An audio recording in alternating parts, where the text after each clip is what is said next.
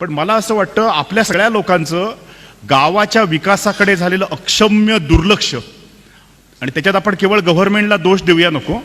Government, गावातले शिकलेले लोक, म्हणजे कोकणाचं निम्म नुकसान जर कोणी केलं असेल तर कोकणातल्या सारस्वतांनी ज्या दिवशी कोकण सोडलं, कोकणाच्या नुकसानाला सुरुवात झाली असं मी म्हणतो. कारण स्ट्रॅटेजिक प्लॅनिंग करण्याची क्षमता, आणि सारस्वत बाय कास्ट आपण म्हणूया नको, नाहीतर आपण गडबडीत अडकू.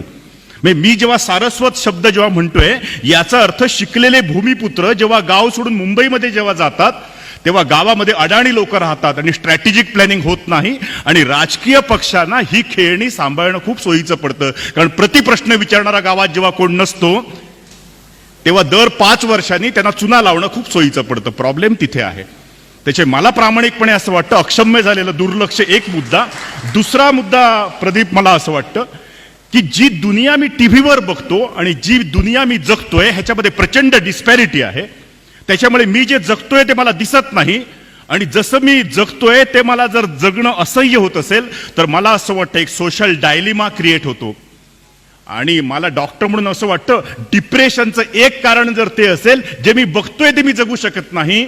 विदर्भातला मनुष्य, यवतमाळचा मनुष्य गळफास खूप उशिरा लावतो, तो रोज खरं तर मरत असतो. गळफास लावल्यानंतर त्याची बातमी होते. आणि मला प्रामाणिकपणे असं वाटतं ती जी डिस्पॅरिटी जी आहे ती डिस्पॅरिटी ही सिव्हा लोकांमध्ये मला नेहमी जाणवते. तिसरा महत्वाचा मुद्दा हा असतो, आपली राजकीय नेतृत्व जी असतात ती शेतीतनं उभारून आलेली नसतात, ती पैशाच्या बळावर निवडून आलेली असतात. म्हणजे पदवीधर मतदारसंघाला सुद्धा 2000 रुपये मत जेव्हा घेतलं जातं तेव्हा माझ्यासारख्या माणसाला असं वाटतं कसलं कर्माचं शिक्षण आणि कसले संस्कार. म्हणजे गावातला छोटा दरिद्री मनुष्य 500 रुपये मागतो तेव्हा राजा आम्ही चिंता करणार, पदवीधर मतदारसंघाला 2000 जेव्हा दिले जातात त्याचं उत्तर कोणाकडे आहे. आणि मला असं वाटतं हे लोक प्रश्न सोडवतील असं आम्हाला वाटतंय. सिव्हा लोकांमध्ये ही सगळ्यात मोठी मला चूक वाटते. त्याच्यामुळे कधीतरी एकदा त्या पक्षाला सांगावं लागतं, बाबा तुझ्या पंखामध्ये ताकद आहे, तू कुठचाही झेंडा न घेता ते पंख फडफडावलेस तरी तू उंच राहू शकतोस. भगीरथचा रोल बेसिकली तो आहे. प्रदीप, एक शेवटचं सांगतो आणि माझं बोलणं थांबवतो. मी थांबतो एवढ्याचसाठी, नंतर ना काय केलं, कारण मी राजाला मगाशी म्हटलं आम्हाला डॉक्टर लोकांना क्रोसिनच्या फार्मॅकॉलॉजीमध्ये अजिबात इंटरेस्ट नाही. क्रोसिन कोणत्या कंपनीची त्याच्यामध्ये इंटरेस्ट नाही. आम्हाला इंटरेस्ट आहे त्या पॅरासिटामॉल दिल्यानंतर ताप जातो की नाही. आम्हाला खरं तर ताप कोणत्या प्रकारचा आहे त्याच्यामध्ये इंटरेस्ट नाही. त्याचे आम्ही हे बघतो की ताप जातो की नाही, आपला प्रयत्न तो आहे. आणि तो ताप जात असताना मला नेहमी असं वाटतं की सरकारी यंत्रणेवर जशी लोक अवलंबून राहतात, राजकीय व्यवस्थेवर जशी लोक अवलंबून राहतात, तशी जर स्वयंसेवी संस्थेवर जर लोक अवलंबून राहत असतील तर मला असं वाटतं आम्ही तिसरी पुन्हा मोठी चूक करतो. आम्ही स्वयंसेवी संस्थेवर अवलंबून असलेली यंत्रणा निर्माण करतो. सिव्हावा लोकांना मला आणखीन एक वाटतं, पोपटराव पवार आणि अण्णा हजारे ह्याच्या पलीकडे नाव येऊ शकत नाही. मीडियाने एकदा ही नवीन नावं शोधली पाहिजे असं मला वाटतं. तेच नाणं तुम्ही किती वर्ष गाजवणार आहात. आणि हा प्रश्न जो आहे मी मोकळेपणाने एवढ्यासाठी वापरतो, तेच नाणं आम्ही किती वर्ष वापरतो. कधीतरी आम्ही कॉस्ट बेनिफिट रेशो काढणार की नाही. आणि सगळ्यात शेवटी बिझनेस मॉडेलमध्ये स्केलेबिलिटी असते. म्हणजे माझा बिझनेस मी किती वाढवला, माझ्या गावाचं नाव मी किती लोकांपर्यंत केलं. बायोलॉजिकल प्रोसेसमध्ये स्केलेबिलिटी नसते. बायोलॉजिकल प्रोसेसमध्ये रिप्लिका मॉडेल उभं केलं पाहिजे. आम्ही किती रिप्लिका मॉडेल उभी केली हा प्रश्न जर सागर आम्ही जर विचारला तर त्या प्रश्नाचं उत्तर खूप येत नाहीये. कारण आम्हाला डेव्हलपमेंटच्या प्रोसेसची पिकनिक स्पॉट करायचे होते, आम्हाला डेव्हलपमेंटच्या प्रोसेसचे रिप्लिका मॉडेल करायचे नव्हते. त्याच्यामुळे जो येतो तो राळेगण सिद्धी, जो येतो तो हिरे बाजार. मला असं वाटतं अख्खं महाराष्ट्र काय निकम्म आहे का? नवीन का गावं तयार झाली नाहीत, नवीन का गावं मीडियाने देशासमोर आणली नाहीत. मी त्या दिवशी एबीपी माझाचा कट्टा बघत होतो आणि 3 इडियट्स वर जो पिक्चर बेतलाय त्याला राजीव खांडेकर विचारत होते, तुम्ही आतापर्यंत एवढे अंधारात का होता? तो म्हणाले हा प्रश्न मला नका विचारू, हा प्रश्न तुम्हाला विचारा. म्हणजे आमच्यासारख्या माणसाला तुम्ही अंधारात ठेवला तर तुमचा प्रॉब्लेम आहे, आमचा प्रॉब्लेम नाहीये. मी त्या दिवशी बाबा आमटेंचा पिक्चर कोणीतरी बघितला आणि गमतीन कोणीतरी असं म्हटलं, नाना पाटेकरने काम खूप चांगलं केलंय. मला असं वाटतं प्रॉब्लेम तो आहे. म्हणजे आम्हाला नाना पाटेकरचं काम भावतं, आम्हाला बाबा आमट्यांचं काम भावत नाही. आणि मीडियाने कधीतरी एकदा विचार केला पाहिजे आम्हाला कुठच्या मार्गाने जायचं आहे. कारण मी आत्ता जे बोलतोय त्याचं प्रभाव क्षेत्र मर्यादित आहे. मीडियाचं प्रभाव क्षेत्र खूप मोठं आहे. मला असं वाटतं ह्याचं शिवभावावलोकन झालं पाहिजे. मी एक शेवटचा मुद्दा सांगतो आणि माझं बोलणं संपवतो. एक मुद्दा असा, मी एकदा गुजरातला भूकंपामध्ये गेलो होतो. मी दोन्ही भूकंप बघितलेत. लातूरचा भूकंप बघितला, त्याच्यामध्ये दारिद्र्यातलाही भूकंप मी बघितलाय आणि श्रीमंतीतलाही भूकंप मी बघितलाय. आणि दोन भूकंप मला अजूनही जसं आठवतात.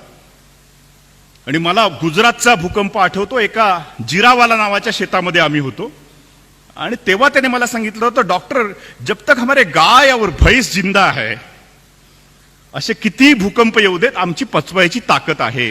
जोपर्यंत माझी गाय आणि बैल जिवंत आहे, मला असं वाटतं एकूण विकासाच्या प्रक्रियेमध्ये गावाच्या अर्थशास्त्रामध्ये शेतीपूरक उद्योगाचं जे बीज जे आहे, मग कोंबड्याचं असेल, शेळीचं असेल, बाकीचं असेल, ते आम्ही समजून न घेतल्यामुळे इन्फ्रास्ट्रक्चर डेव्हलपमेंट म्हणजे ग्राम विकास. तुम्ही आदर्श सांसद ग्राम विकास योजनेमध्ये जरी बघितलं तर तुमच्या लक्षात येईल त्यांचा सगळा भर इन्फ्रास्ट्रक्चर डेव्हलपमेंटवर आहे. डॉक्टर म्हटल्यानंतर काहीतरी कठीण बोललं पाहिजे असं लोक म्हणतात आणि मला ते पटतं.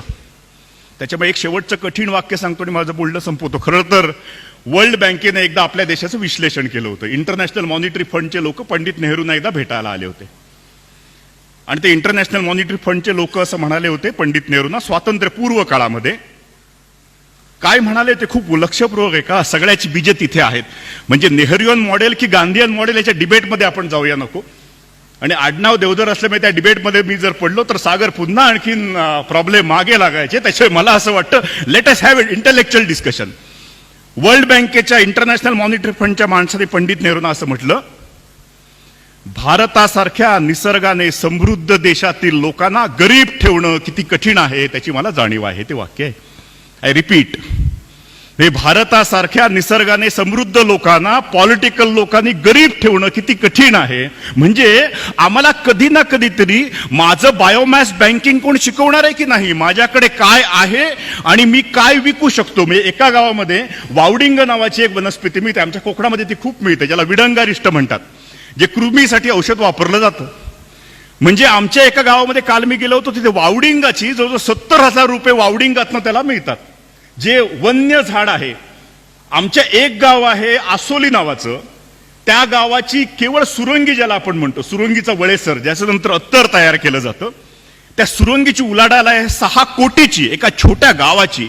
म्हणजे आमचा मुंबईतला चाकरमानी सुरंगीची फुलं वेचण्यासाठी मुंबईतनं रजा घेऊन येतो. प्रदीप, याच्यापेक्षा आणखीन वेगळं काय पाहिजे अर्थशास्त्रामध्ये. आणि तुम्ही कसल्या गजाली सांगता हो, सॉफ्टवेअर इंजिनियरचा अमुक पगार तमुक पगार. एकदा आमच्या कोंबडी पालकाकडे या, त्यालाही 4 लाख रुपये मिळत आहेत. कोणाचा सेवक नाहीये, तो युरोपचं काम करत नाही हिंजेवाडीत बसून. आपल्याला सगळ्यांना कौतुक कोणाचं आहे माहितीये, आम्हाला कौतुक आहे हिंजेवाडीचं. हे कौतुक पहिल्यांदा ती काढून टाका, कारण त्यांचं मार्केट खाली आल्यानंतर कदाचित तुम्हाला कोण घेणारही नाही. त्याचे मला असं वाटतं tradable business, non tradable business आणि बायोमास बँकिंग, मला असं वाटतं आम्ही 2 विषयामध्ये खूप चांगलं काम केलं. पण शिवभावावलोकनामध्ये लक्षात येतं आम्ही त्या बायोमास बँकिंगचा विचार केला नाही. मला असं वाटतं शिवभावावलोकनात एवढंच पुरे.